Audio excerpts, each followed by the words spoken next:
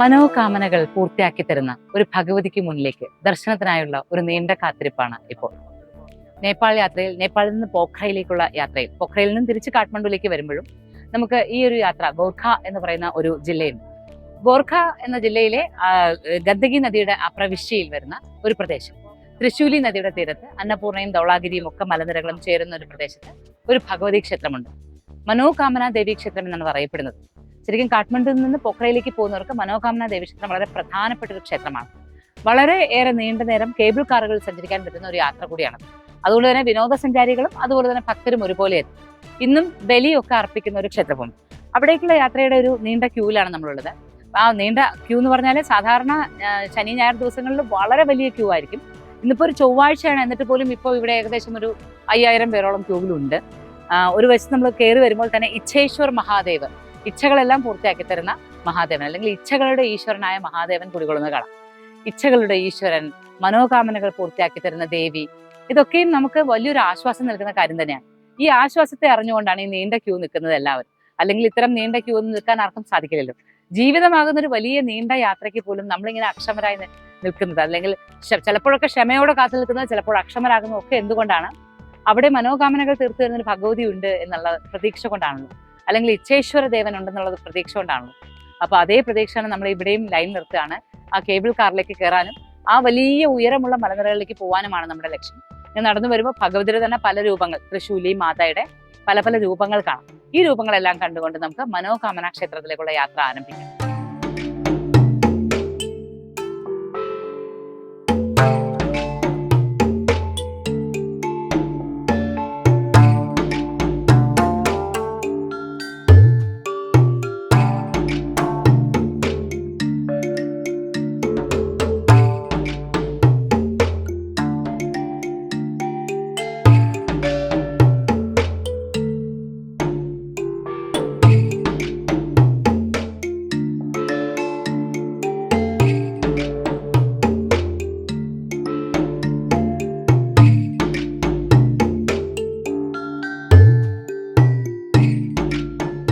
ഏതാണ്ട് 1.5 മണിക്കൂർ നേരത്തെ നീണ്ട കാത്തിരിപ്പിന് ശേഷം നമ്മൾ മനോകാമന ക്ഷേത്രത്തിലേക്കുള്ള ആ കയറ്റം കയറുകയാണ്. കേബിൾ കാർ 4500 അടി ഉയരത്തിലാണ് മനോകാമന ക്ഷേത്രത്തിലേക്കുള്ള ആ കുന്ന് കയറേണ്ടത്.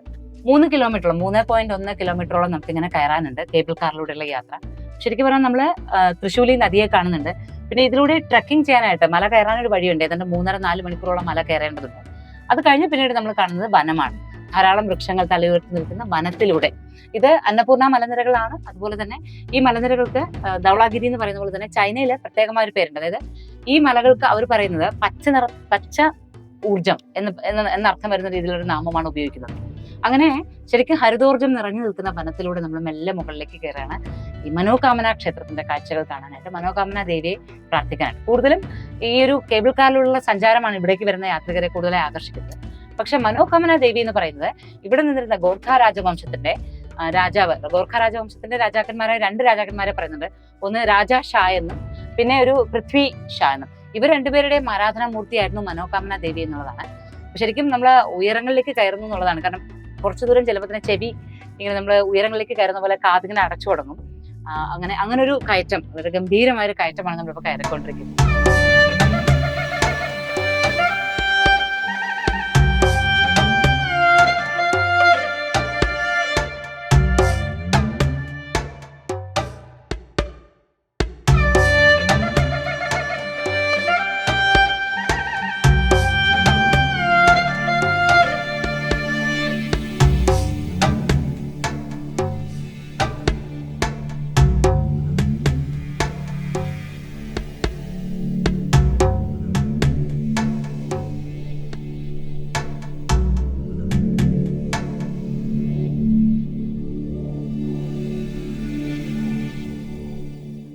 മോക്ഷയുടെ ഇത്തവണത്തെ മുക്തിനാഥ് യാത്രയിൽ ഒരുപാട് അത്ഭുതങ്ങളാണ് സംഭവിച്ചത്. അത്ഭുതങ്ങൾ വെച്ചാൽ അത്ഭുത കാഴ്ചകൾ, ജീവിതത്തിൽ ഒരിക്കലെങ്കിലും കണ്ടിരിക്കേണ്ടതായ കാഴ്ചകൾ. അതിലൊന്ന് പോഖ്രയിൽ നിന്ന് ജോസ്ഫോമിലേക്കുള്ള വിമാനയാത്ര. അതൊരു ഗംഭീരമായ അനുഭവമാണ് നൽകുക. അത് കഴിഞ്ഞാൽ പിന്നീട് ഗുപ്തേശ്വര ക്ഷേത്രത്തിലേക്കുള്ള പോഖ്രയിലെ ഗുപ്തേശ്വര ക്ഷേത്രത്തിലേക്കുള്ള യാത്ര. അത് കഴിഞ്ഞാൽ പിന്നീട് ഈ ഒരു യാത്ര വളരെ വിശേഷമായിട്ട് നമുക്ക് അനുഭവിക്കാനാകും. കാരണം ഇതിലൂടെ നമ്മൾ മനോകാമന ദേവി ക്ഷേത്രത്തിലേക്ക് വരുമ്പോൾ ഏതാണ്ട് 3.1 കിലോമീറ്റർ ആണെന്ന് പറഞ്ഞല്ലോ, ഏതാണ്ട് ഒരു 15 മിനിറ്റോളമുള്ള യാത്ര കേബിൾ കാറിൽ. അത് ലോകത്തെ ഇതൊരു വലിയൊരു അത്ഭുതം. ഇത്രയും നേരം നമുക്ക് കേബിൾ കാറിൽ സഞ്ചരിക്കാൻ പറ്റുന്ന പറയുന്ന ഒരു വലിയ അനുഭവം തന്നെയായിരിക്കും. അത് കഴിഞ്ഞാണ് നമ്മളിപ്പോൾ ഇവിടെ എത്തി നിൽക്കുന്നത്.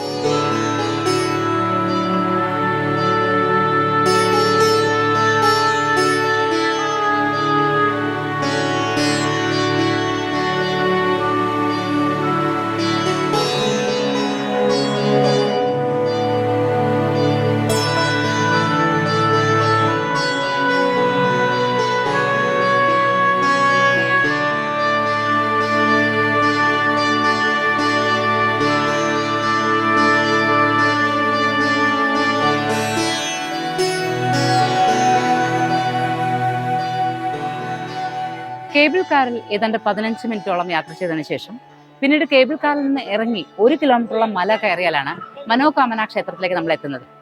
മനോകാമന ദേവി ക്ഷേത്രം ഈ കാണുന്ന പ്രധാനമായും നേപ്പാളിൻ്റെതായ കാഴ്ചകൾ, നേപ്പാളിൻ്റെതായ ക്ഷേത്ര നിർമ്മാണ രീതിയിലെ കാഴ്ചകളോടുകൂടി നിൽക്കുന്നു. 16-ാം നൂറ്റാണ്ട് മുതലുള്ള ചരിത്രം ഈ ക്ഷേത്രത്തെക്കുറിച്ച് നമുക്ക് ലിഖിതമായി ലഭ്യമാകുന്നുണ്ട്. 2 തട്ടുകളുള്ള ക്ഷേത്രമാണ്. ഈ 2 തട്ടുകളിലും കഴുക്കോലുകൾ ചേർന്നിട്ടുണ്ട്. കഴുക്കോലുകളിൽ വ്യാളീ രൂപങ്ങളുണ്ട്. അങ്ങനെ ഗംഭീരമായൊരു ക്ഷേത്രം. ഇതിനുള്ളിലാണ് മനോകാമന ദേവിയാകുന്ന ലക്ഷ്മി സ്വരൂപം കുടികൊള്ളുന്നത്. ഈ ലക്ഷ്മി ദേവി ശരിക്കും ഗോർഖ രാജവംശത്തിലെ ഒരു രാജ്ഞിയായിരുന്നു എന്നാണ് പറയുന്നത്. ആ രാജ്ഞിക്ക് ദൈവികമായ ഉണർവുകൾ ഉണ്ടായി എന്നും പിന്നീട് രാജാവ് മരിച്ചപ്പോൾ ആ ദേവി സതി അനുഷ്ഠിച്ചപ്പോൾ ആ ദേവിയുടെ സതി അനുഷ്ഠാനത്തിന് ശേഷം 6 മാസം കഴിഞ്ഞ് ഭഗവതി പച്ച വെളിച്ചമായി മലകൾക്ക് മുകളിൽ തെളിഞ്ഞുവെന്നും രാജാ ഷാ എന്നും പൃഥ്വിപതി ഷാ എന്നും അറിയപ്പെടുന്ന 2 രാജാക്കന്മാർ ക്ഷേത്രം നിർമ്മിച്ചു എന്നതുമാണ് ചരിത്രം. ഏതായാലും ഇന്നും ഇവിടെ വന്ന് മനോകാമനകൾ പൂർത്തീകരിക്കുന്നതിന് വേണ്ടി ആടുകളെയും കോഴികളെയും ഒക്കെ ബലി അർപ്പിക്കുന്ന ഒരു സംവിധാനം ഇവിടെയുണ്ട്, നമ്മുടെ പല ഭഗവതി ക്ഷേത്രങ്ങളിലേതും പോലെ. അപ്പൊ അങ്ങനെ ബലി അർപ്പിക്കുന്ന ഒരു ക്ഷേത്രം കൂടിയാണ്. ഉയർന്ന ഒരു സ്തൂപത്തിൽ കൊടി പിടിച്ചു നിൽക്കുന്ന, നേപ്പാളിന്റെ തന്നെ രാജപതാക കൊടി പിടിച്ചുകൊണ്ട് നിൽക്കുന്ന, ചുവപ്പ് നിറത്തിൽ 2 ഘട്ടങ്ങളോട് കൂടി സൂര്യനും ചന്ദ്രനും ഉള്ളതാണ് നേപ്പാളിന്റെ പതാക. സമാനമായ സ്വർണ്ണ നിറത്തിലുള്ള പതാക പിടിച്ചു നിൽക്കുന്ന ഒരു സിംഹരൂപത്തെയാണ് നമ്മൾ പുറത്ത് കാണുക. അകത്താണ് ദേവി സ്വരൂപമുള്ളത്. അകത്തേക്ക് ക്യാമറയ്ക്ക് പ്രവേശനം വരുന്നത് മാത്രമല്ല, ഭഗവതിയെ തൊഴണമെങ്കിൽ ഏതാണ്ട് 3-3.5 മണിക്കൂർ ക്യൂ നിന്നാലാണ് നമുക്ക് തൊഴാൻ സാധിക്കുക.